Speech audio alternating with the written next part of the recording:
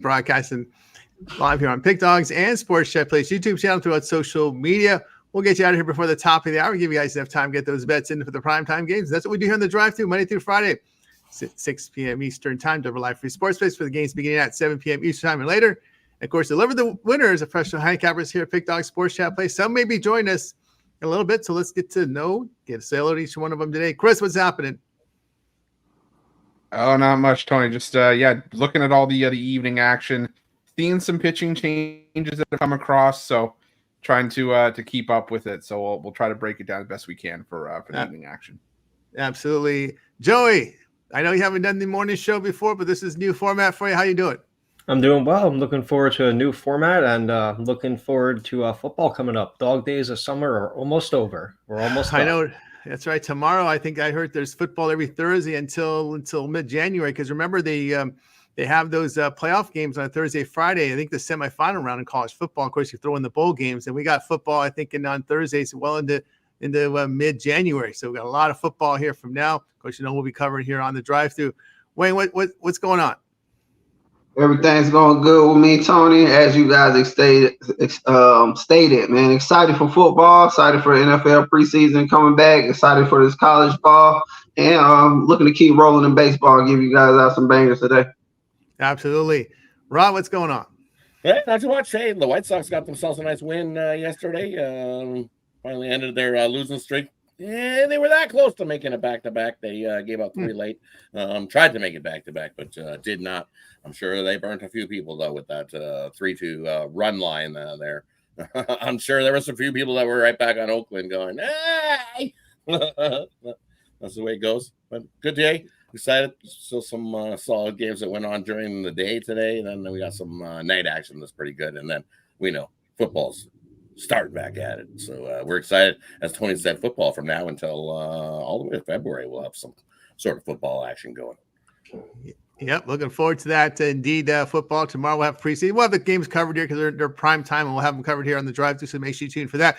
We're going to cover the baseball, what's remaining here. We'll also go into a peripheral segment I call peripheral, where the cappers, after we get through baseball, can give out just if they got a season win total from football, if they got any CFL, if they got action from NFL season win totals, Olympic basketball. So we kind of do it that way. That's how the format works. We're gonna add one extra format here at the end, which would be peripheral. So if the guys want to give team totals, player props, they'll do that. If they don't have anything, then they'll exit the show. So let's go ahead and let's get underway here. We'll start with the first 3 games here in this late afternoon, early evening block. Padres, Pirates, Reds, Marlins, Giants, Nationals. Turn it over to Chris. Yeah, I gotta look at the Padres here. Michael King is just a guy I trust way more on the road this season. He's got fantastic numbers away from home, and the reality is that I think I trust him more than Marco Gonzalez between which starter can go longer. Because you got to remember these 2 bullpens were depleted after a hefty, rain delay, game yesterday. So got to go with the Padres. And for that, I think he said Giants Nationals. Tony, I got to lean towards the Giants there, but the Nationals have been clubbing lefties, so I would tread lightly there, especially with Snell off the no-hitter, but lean towards the Giants for me in that one. Yeah, for Chris. Joey, what do you got? Yeah, so for the first one, I like the Padres in this one. Michael King's no doubt been doing pretty well. Just to piggyback off of what Chris said with that rain delay yesterday, definitely sucks for Cease. He really did nothing, so I definitely like Michael King to go to a little bit of a distance tonight. And then the second game you said was the Giants and the Nationals. I'll be honest, Nationals bats are doing really good right now. They're really hitting the ball. They're scoring runs. So I like the Nationals in that spot against the Giants. All right, over to Wayne.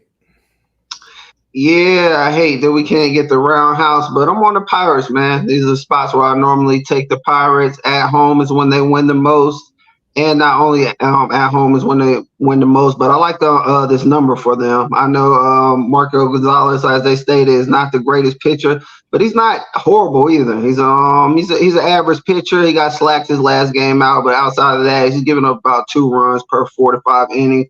Michael King has been solid, but will he be solid the whole season? We'll see. I'm going to take my chance with the Pirates here after that 6-0 slacking they took yesterday. I definitely feel like they can battle back and get some plus home money at home. San Fran, Washington. I'm on that San Fran train. Another spot where I feel like they can bounce back. I understand, like these guys have said, Nationals have been hitting great over these last 5 to 10 games, and they've been crushing lefties. But I got to see them do it against a guy like Blake Snell in the form that he's in. I think San Fran gets some get backs. I actually like the run line on that San Fran versus Nationals. All right, we'll go over to Rot. I mean, the spot, I like the over between the Padres and the Pirates. You know, Marcos Gonzalez, sure, he's all right, but he's got a 3 ERA, and that's like what I expect here, him to give up at least 3 runs. We see he's given up 7 hits, 6 hits in his last 3 starts. So I think the Padres, the way their bats have been going, I think they can get 3 runs off him. And then Michael King King definitely can give up a couple of runs as well. So I expect 2-3 runs from the Pirates as well, because their bats have been rolling. So to get over 8, I think we easily get to 9. Take the over in that one. And then I like Blake Snell here. You look at Blake Snell over his last 3. It's just not been just the no-hitter. It's the 2 games prior to the no-hitter. He's just been pitching lights out. Sub-1 ERA, sub-1 whip. I'm not getting off that train. Just give me the Giants on the run line. I think they can just continue to perform in front of Snell. Snell's he's just in the zone right now, and I don't want to go against that. All right, I'll look at the Padres here. The Padres have been a good hitting team on the road, 277. They have a plus 59 run differential away from home. And the Padres out 12 of 14. Pirates bullpen has been an issue at home this season. And I'll look here. I'm actually going to look at the plus price with Washington. They are hitting the ball well. The Giants bullpen is always a big concern. The issue I have with Snell, I mean, this is a little tricky spot here, but Snell had 114 pitch count last start. At 103 the start before. He's never gotten 9 innings in his life. How's he going to he's not a kind of pitcher you'd expect to go this deep. So that's my concern here with Snell. So I'll look at the plus price in that spot. All right. I don't know did I mention Reds? Did you guys get the Reds? Did I mention Reds and Marlins in that spot? I think everybody just skipped over that game. I just wanted to make sure. I want to make sure I'm the sacrificial lamb in this one. All right. So I'm the sacrificial lamb. I'm taking one for the team here. And I'm going to look here at the Reds at the chalk price. Again, I just look at the Marlins' home performance. Just can't get in front of them. The Reds bullpen has been pretty good here on the road. ERA 3.79. The Marlins haven't struggled hitting the lefties. I'll look at the Reds in that spot. All right, let's continue here on the drive-through morning. We're doing the morning style format. Seems everybody likes this the best. About keeping it on, so we're going to keep it on. Let's get to the next group of games. We're just going to go in the same order as before with the cappers. We're not going to get too fancy because I know we have some people doing this show for the first time. We'll start to get a little fancy and skip and have a new starter, but we'll just keep it this way for now.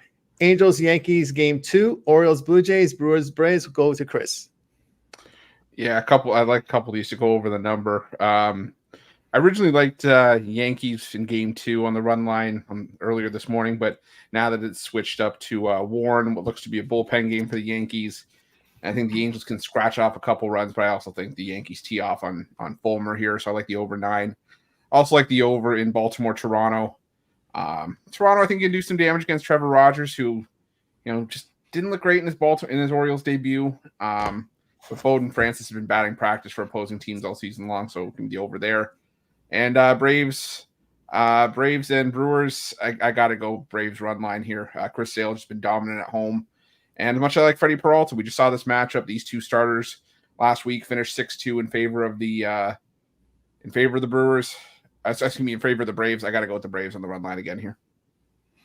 There you go with that, Chris. All right, so we'll get Wayne signed out. We'll go over to Rod. And for me in this time slot here, you know what? I like the Angels plus the 1.5 here in game 2. You look with Warren on the mound. I think the Angels can get to Warren and get some runs. And the Yankees, sure. Fulmer, you look his last 2 starts, he hasn't been horrible. Going 6 innings, giving up 3, went 5 innings, gave up 2 hits, giving up 2 runs, 3 runs, 3 runs. So definitely not been awful when since they've been turned him from reliever, trying to move him into the starting role, as we've seen a few times this season in the MLB, where they've tried to move some relievers into starting role, and he hasn't fared awful. We've seen some definitely pitchers that haven't went so well. He's got 18 outs, 17 outs, So I like him to hold down the Yankees early and keep it close. So give me the Angels plus the 1.5 in game 2 in that one. And then I like, just as Chris said, how can you not? We've seen this already. It happened. Chris Sale and Peralta taking it on, and it was 6-2 in that matchup not too long ago, about 8 days ago. And these two pitchers haven't faced anybody since then. So I think we tee off again. I like the over 8. It was 6-2 then. It numbers at 8. I think we can get to 9. Be it Atlanta going with the side that I would lean to. And that one, as Chris Sale at home, has just been lights out. Then we touched this third one. What was the third one we went to? No, Third one. Let's see. We went 3 in this segment. Let's see. We had the Brewers Braves. Oh, okay. So then we're good. I covered the 2. Okay. Got them all covered. Yankees, Angels, game 2, Orioles, Blue Jays, Brewers, and Braves. All right. We'll continue on. Let's go to Joey, who's next in line.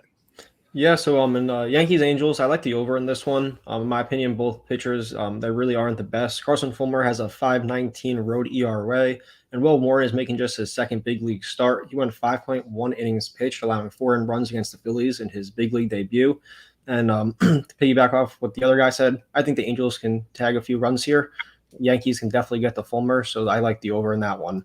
The Orioles and Blue Jays. Personally, I would not play this game because I was in the Orioles yesterday and got burned. But honestly, the Blue Jays are not bad at this price. Orioles did not have any offensive support last night, and Bowden Francis did well against the Orioles just a few days ago. So I think the Blue Jays are definitely a live dog in this one.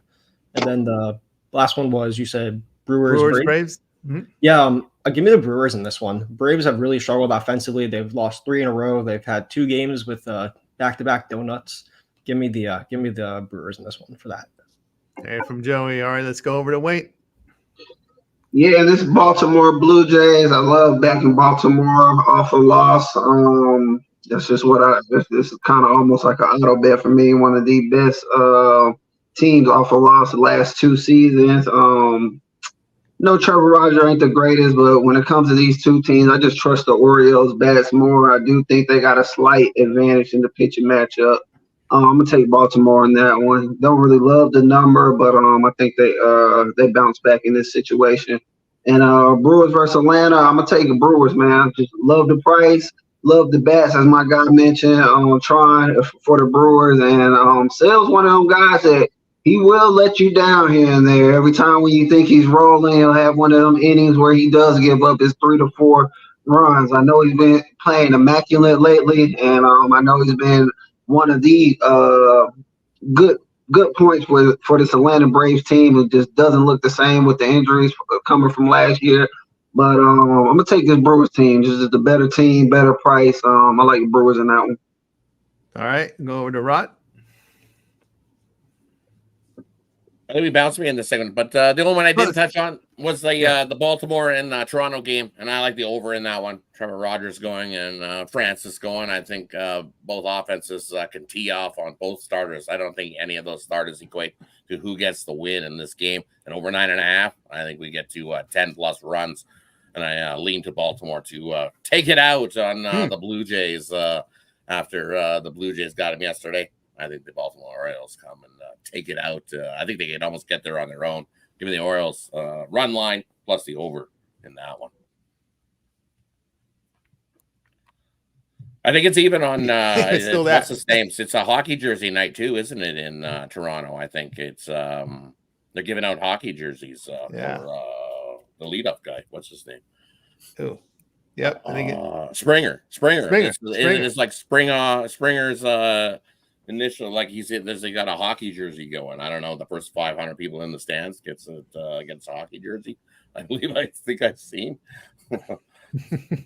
I know. All right. I'll take the Angels here in game 2. I mean, I looked at Warren's minor league numbers, man. Woo! 20 starts in the minors, ERA over 6. I mean, that's a Yankee prospect. You get him to the big. George Steinbrenner has to be rolling over in his grave. You look at his GM. You're sending someone to our stadium who had 20 starts in the minors and has an ERA of 6. You put him on this mound. I don't think Big George is going to like that too much. All right. I'll go Orioles and Baltimore over 9.5. I mean, these bullpens right now have been taxed over the last 10 games. we got the Blue Jays at ERA 6, Orioles approaching 5. Toronto trending to the over at home. They trended the over with Francis, so we'll go over there with Baltimore and Toronto. And I'll be looking. Let's go under 7.5, under the total here with Atlanta and the Brewers. You know, Atlanta's been an under team this year. Their bullpens perform well at home. Braves 36-18 to the under at home. And when they face these elite teams with a 540 win rate or higher, they have gone under in 17 of 27. All right, let's continue here on the drive. Guys, little change in format. We're going to do the morning show format. It's been receptive very well by all parties, including my discussions with Mitch yesterday. So we'll continue on. Let's get to the next set of games here as we move deeper in the schedule. Rays, Cardinals, Red Sox, Royals, Mets, and Rockies. We'll start with Chris. Yeah, with that Rays Cardinals game, I think I want to go first 5 under, maybe full game as well. But first 5 for sure, because Fede, I remember he was still one of the best pitchers on a team that has yet to win 30 games this season. He was responsible for almost a third or at least a quarter of their wins. Didn't have the greatest Cardinals debut, but the Rays for me are still a bare bones lineup. And Taj Bradley still a sub-3 ERA this season. He's been outstanding. So first 5 under, lean for the full game. I'm going to go with the Royals here. Can't get swept by Boston at home. And Cutter Crawford's given up 12 home runs in his last 3 starts, 9.60 ERA. The Royals still the best team in baseball this season in terms of team OPS against righties at home. So give me the Royals there and give me the Mets. I like Blackburn over Feltner here. I just think the Mets are the play against batting practice pitcher in Feltner. All right, Chris, it'll be batting practice for the Mets. Let's go over to Joey Tron. Yeah, I'll do the Mets and Rockies first. Tony, I took the trend you and I talked about a few days ago. Rockies returning home after a long break, and they won when they cashed in. So tonight, definitely take the Mets on the run line. Feltner is not good. He is horrible at home, and I think the Mets will absolutely kill the Rockies tonight. The Rays and the Cardinals. I like the Rays here. Cardinals are still working Eric Fedde into the rotation after acquiring him from the White Sox, and he struggled a lot last time out. He's lost 3 straight starts, allowing 10 earned runs across all 3. And then Red Sox and Royals. As much as I don't think the Royals will get swept, you just got to take the Red Sox at plus money. The Red Sox are doing some really good things right now. They face some really good pitchers their last couple games. They're hitting the ball well. Give me the Red Sox at plus money. Yeah, they've been a really good road team this year. I think the road dog been solid. It's been the issues for the Red Sox have been at home. All right, we go over to Wayne. Yeah, I hate to steal Chris's thunder, but I'm loving that under 2 for that Rays Cardinal. Fetty, definitely a guy that I don't really trust as much as I do Bradley, but at the same time, Rays have been up and down with their bats. They haven't shown much consistency to get over 3 runs. And as he pointed out, Bradley has been outstanding away, home. It doesn't matter where you place this guy. He's going out there and getting the job done. Cards as well is another team that I just don't trust with the bats. They do explode some games here, but I think Bradley make it tough for them. And both bullpens been decent. And with these guys as well on the Mets, getting back on the Rockies with Feltner on the line. Mets just a way better team, batting way better. Trust Blackburn on the mound. I'm going to ride the Mets to get right against the Rockies. All right, let's go over to Rod. Yeah, exactly. You definitely got to ride the Mets to get right. Definitely the Mets get right spot. Cat back Feltner here for the Rockies in that one. So I'm going to take the Mets minus 2.5. I think they tee off and beat up on the Rockies in that one. Or like an 8-2 game. Kind of like the under 11 too. I don't think the Rockies are going to be able to add enough to get up and over the total in that one. And then in the Tampa Bay and St. Louis, I like Tampa Bay here over St. Louis. I think Tampa Bay, they lost that first game, but Tampa Bay is one of those teams that always bounces back the second game, usually most of the time off a loss. So I like Tampa Bay here. I like Taj Bradley as a starter a lot better. And we know the Tampa Bay Rays bullpen can definitely shut teams down. So give me the Rays in that one. And yeah, just Boston. I know Cutter Crawford has been awful his last few starts and definitely struggled at times. And I'm sure Kansas City looking for one of those breakout games. So I kind of lean to the over 8.5 in that one. I think we can easily get over that 8.5 number. Boston's been smashing left-handed hitting over the last 10, hitting 305 over the last 5 versus left-handers. So we know both teams are going to smash, especially Cutter Crawford's been awful. I think if Boston wins this one, they're going to have to win it by outslugging Kansas City in this one. So I like the over 8.5 as the play there. There you go from Ron. And of course, I'll look at it this way. I'll look at the Cardinals here at minus 115. Pitching for the Rays have struggled on the road, allowing 257 hitting to their opponents, minus 16 run differential. Bradley's numbers have not been as good on the road. Cardinals winners of 4 or 5. Maybe they're the team that'll make that big August and September run. Look at the Cardinals there. Red Sox and Kansas City. I like the over again. I'm going to keep going over it. Both bullpens have been roughed up a little bit, and both batting lineups have been hot. We get we get 1 run less because Reagans and Crawford are on the hill, but we got some bats that are hot, so we'll go over there. And again, I just can't help myself, man. I see the Rockies as a plus as a home dog. I just can't help myself, man. That's just the way it rolls here with me.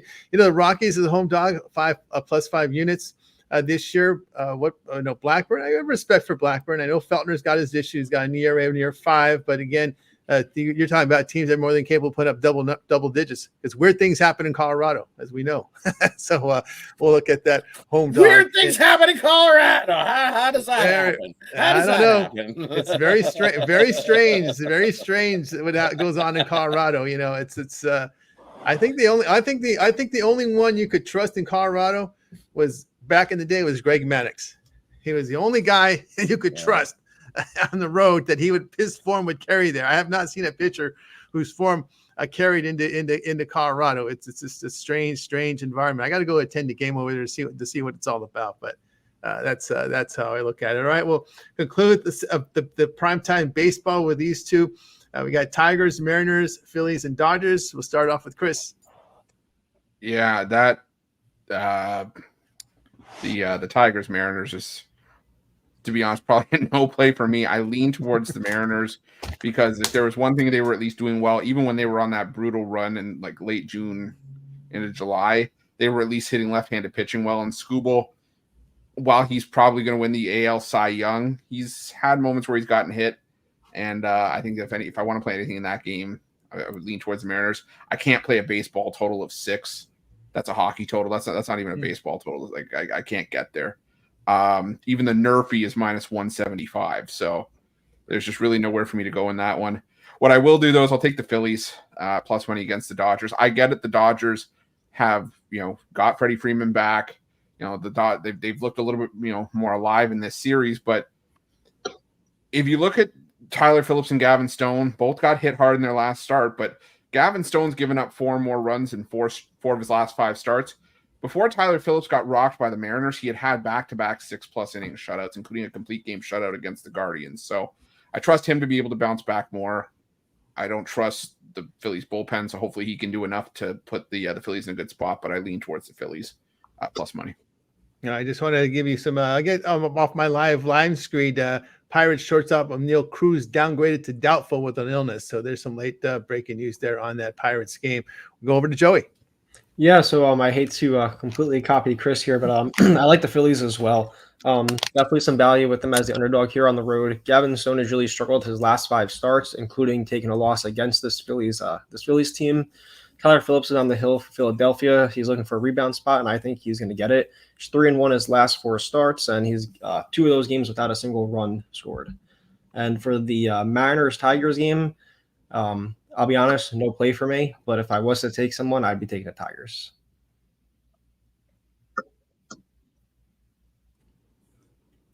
All right, there we go from Joey. Let's go over to Wayne.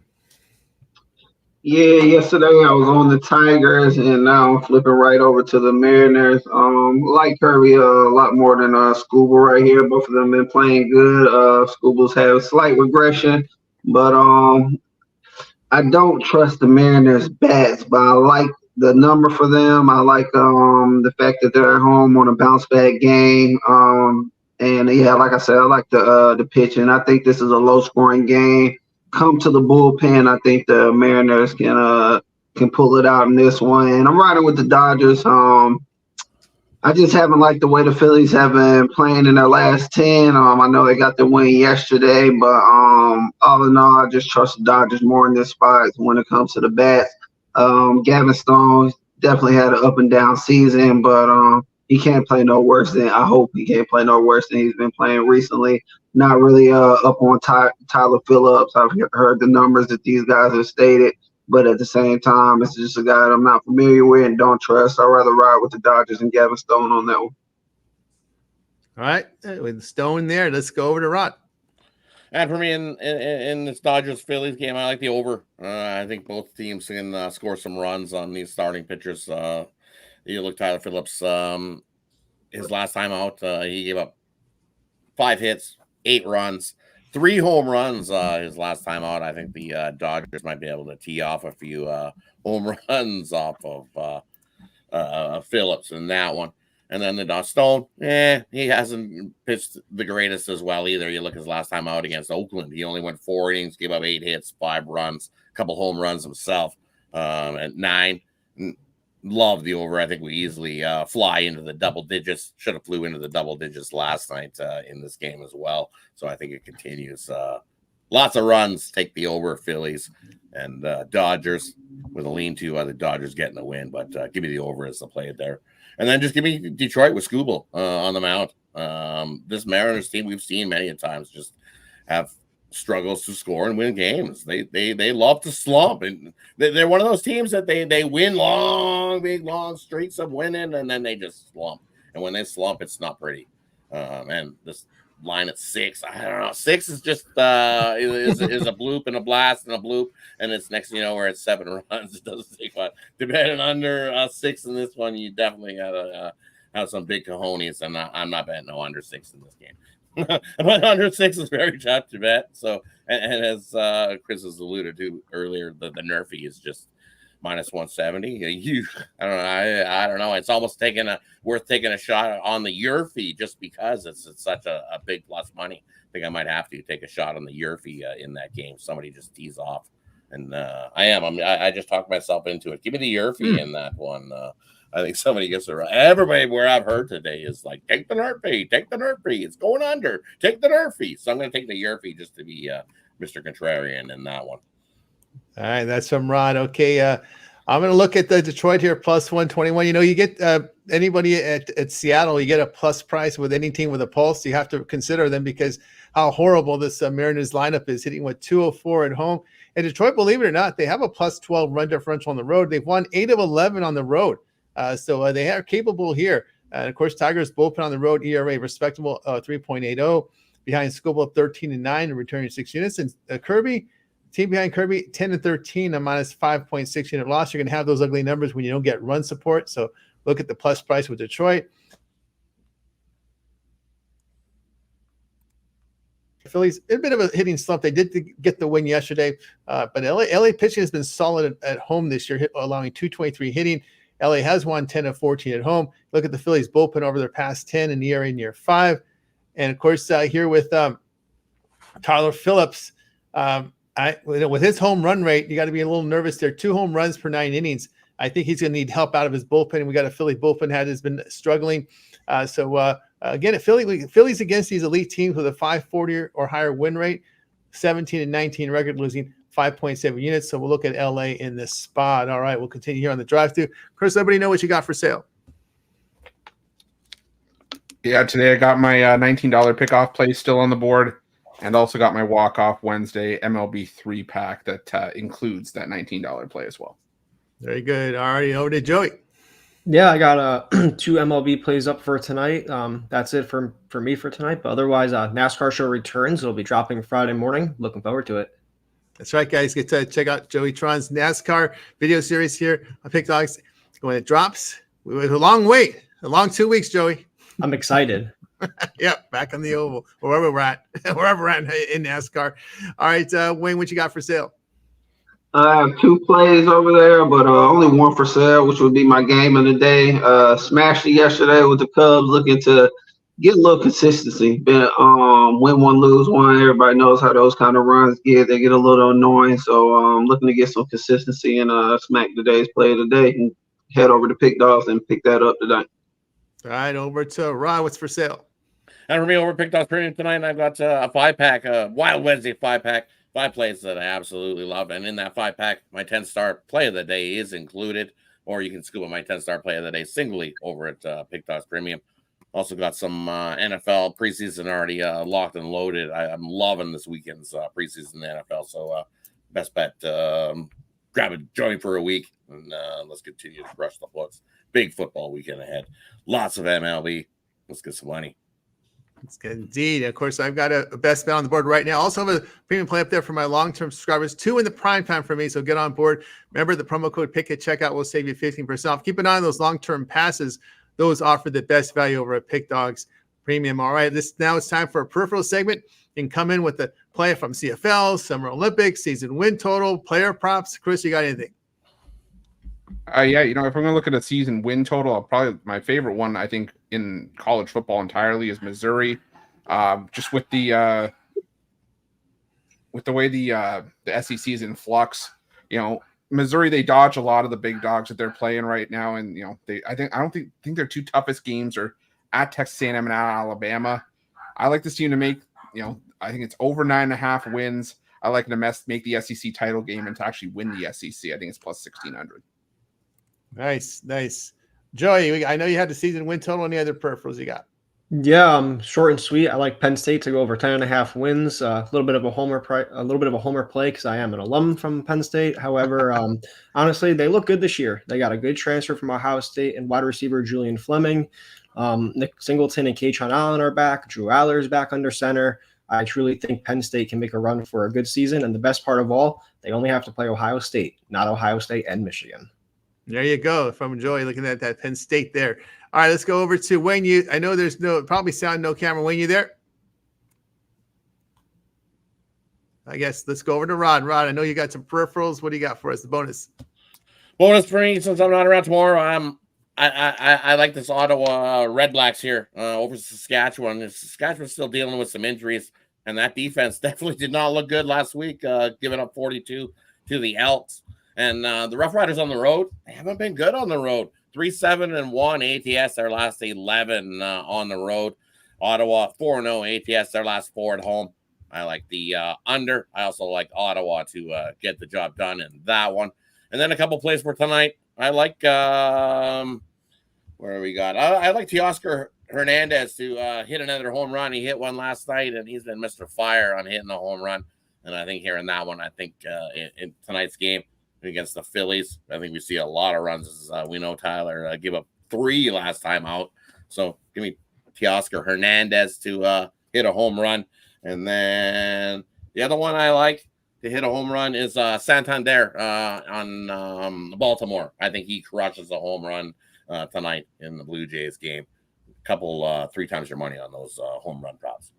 There you go, Vermont. And for me, I'm going to look at Olympic basketball tomorrow. That home court getting 5.5. I know I've been very, very critical of France, but we're getting points with them here. We're getting points with the home team. It should be a lot of excitement there. They don't have to win. If I see 5.5 at Bet Online, I see 5.5 at South Point here in Vegas. So I would take those points there with France here against Germany here in Olympic semifinal round basketball. The losers will play in the bronze medal game. Remember that. So these teams are into the medal round here. I know U.S. and Serbia here. Serbia laying 16 in that one tomorrow. Any guys been following this? Do you think that's a lot, or that's about right, or maybe U.S. can cover this by 20 or more? I think U.S. covers by 20 or more. Yeah, I really do. I think U.S. covers by 20 or more. I don't think they take I don't think this is one of those games they take the foot off the gas.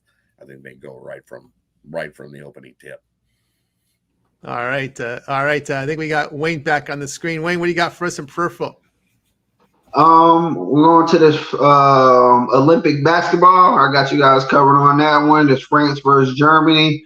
I'm taking Germany -5, man. I know a lot of people are going to be on France with the home court advantage, the Twin Towers with Wemby, Fournier, and has been playing out of his mind. But this Germany team is just stacked. I love the chemistry that they have. This France team is still young. They're starting to bring it together late, but at the same time, this Germany team has been doing it the whole time. Good 3-point shooting, good size.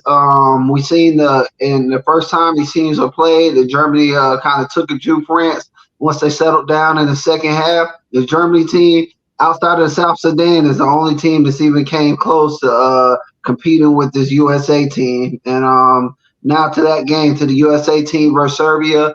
I'm taking Serbia plus 16.5. I think that's too many. Bogdanovic and Jokic and the kid from Miami, named just like Jokic. Anyways, long story short, Serbia has the size and 3-point shooting to keep up with USA. I think they can keep it close.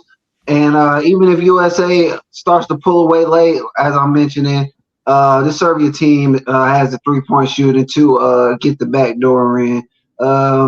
USA is going to have to play a complete game, not leave these guys open, because they were down 20 in their last game and came back just hitting on all cylinders from the 3 ball. So 16.5 is a lot of points. I understand the depth of USA. I understand they're out the approval point. But I think Serbia can cover that spread now.